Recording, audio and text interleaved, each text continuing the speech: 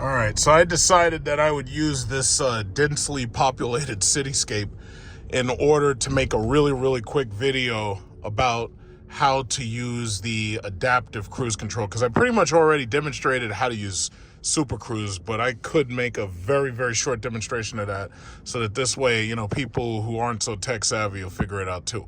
So here's the problem. On a regular city street, Super Cruise has been deactivated and it won't be allowed to work. So Cadillac does not want you being able to use Super Cruise on a regular city street.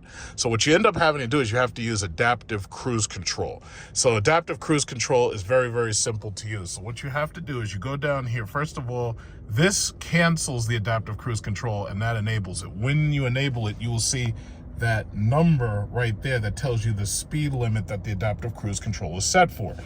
All you need to do is basically set the speed that you want adaptive cruise control to work at. Right now, my speed is set at 25. So it's very simple. All you would do is push this button down. That turns it into set. And then in order for you to use it, you simply have to push up, and that will mean resume. And resume tells it to turn on. So when I turn it on, all I'm going to do is one tap, and then you see now the car is taking over. I am not using my pedal in order to control my speed. The difference between cruise control and adaptive cruise is that you have to steer yourself, which is probably not too much to ask because some people will never use that feature anyway because they don't trust the technology. So what you'll see is right now, I didn't do it with my foot, but the car slows down because it senses that this guy is here. Adaptive cruise control is running right now because you can see that it is green there.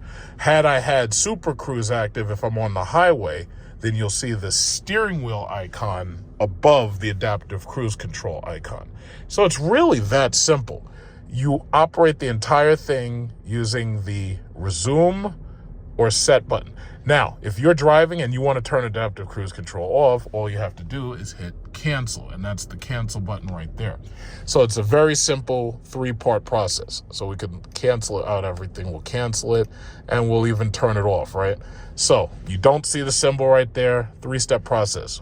1, set. So first of all, to set the speed, I have to actually be moving first. So let's set the speed at 25 miles an hour. So boom, set, and that's it. Now, adaptive cruise control is active because I set a 25-hour speed. Why is this important? If you're inside New York City or inside one of these communist states like California or something, we've got speed cameras, and these speed cameras will get you if you are going anything over about 35 miles per hour. They say the speed limit is 25, but that's really unrealistic for most people to really drive at 25 miles an hour. So if you have adaptive cruise control drive for you, it assumes that you're always going to stay below 25 or at 25 miles an hour. So this actually makes it easier for you to drive when you can't use Super Cruise. You could just use the adaptive cruise control. The car automatically speeds up and slows down for you. So that makes it so that driving is mostly handled. The only thing you have to do is you have to steer. Had this been Super Cruise active, you would see the green light right here. And that's only once you activate Super Cruise by touching right there. And then the car will steer itself. And that's it. I remember when the CT6 first came out, there was a lot of information that this thing put on the screen. And a lot of it was really unnecessary. If there's a pedestrian in front of you, you'll get a yellow symbol that looks like a man walking, and that will tell you that the car is slowing down and stopping because there's a pedestrian. If there's a car, you'll get one of these green symbols right there that looks like a car, and the car will slow down and it'll tell you that there's a car in front of you. The important thing, however, to remember, and this is the last thing I'll say about adaptive cruise control, if you're driving in adaptive cruise control mode, the car will not automatically pick up and resume, nor can it obey the traffic lights. That's Cadillac's Ultra Cruise, and that hasn't come out yet. So the Celeste can actually see the green and the red lights.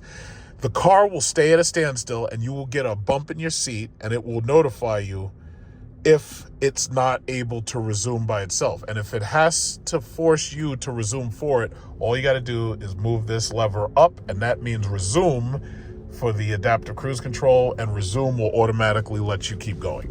And it's just that simple. It's a very, very, very, very, very, very simple process. Because you see right there, you see those damn things? You see those speed cameras right there? Those things are there to ruin your day, and you can't let them. We got to make it so that we're driving in ways where we never have to pay the state a dime of our money more than we actually have to, because these commies will take every single dime from you if you let them. So thank you for joining, and that was a very quick walkthrough of the adaptive cruise control.